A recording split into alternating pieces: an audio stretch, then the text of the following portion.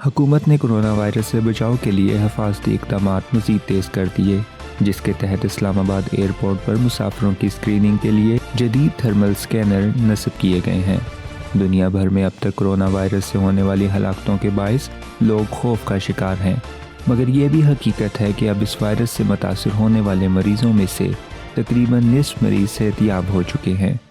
Corona virus کے مجموعی طور پر 85,000 سے زائد کیسز رپورٹ ہوئے ہیں، جن میں سے 46% سے زائد یعنی 39,674 افراد صحت یاب ہو کر اسپتالوں سے جا چکے ہیں، جبکہ باقی 43,000 مریضوں میں سے 82% یعنی 35,258 کی حالت خطرے سے باہر ہے۔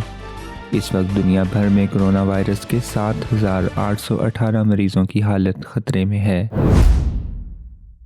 امریکہ اور افغان کے درمیان امن معاہدے پر دستخط آج قطر کے دارالحکومت دوحہ میں ہوئے۔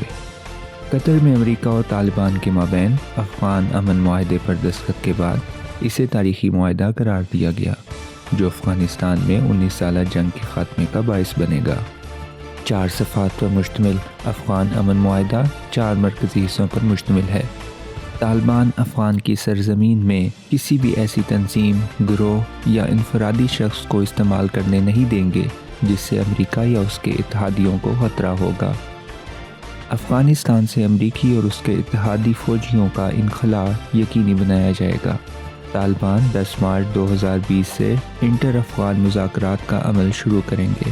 انٹر افغان مذاکرات کے بعد افغانستان میں سیاسی عمل سے متعلق لائحہ عمل طے کیا جائے گا۔ پیٹرول کی قیمت میں 5 روپے فی لیٹر تک کمی کر دی گئی، جبکہ پیٹرولیم مصنوعات کی قیمتوں میں 7 روپے تک کمی کی سفارش کی گئی تھی۔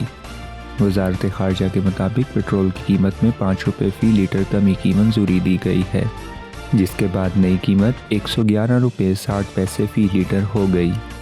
وزارت خزانہ نے بتایا کہ ڈیزل کی قیمت میں بھی 5 روپے فی لیٹر کمی کے بعد ڈیزل کی نئی قیمت 122 روپے 26 پیسے فی لیٹر مقرر کر دی گئی ہے۔ وزارت خزانہ کے اعلامیے کے مطابق مٹی کے تیل کی قیمت 7 روپے فی لیٹر کمی کے بعد 92 روپے 45 پیسے فی لیٹر ہوگی، جبکہ لائٹ ڈیزل آئل کی نئی قیمت 7 روپے کمی کے بعد 77 روپے 51 پیسے فی لیٹر مقرر کر دی گئی ہے۔ نئی قیمتوں کا اطلاق 1 مارچ سے ہوگا۔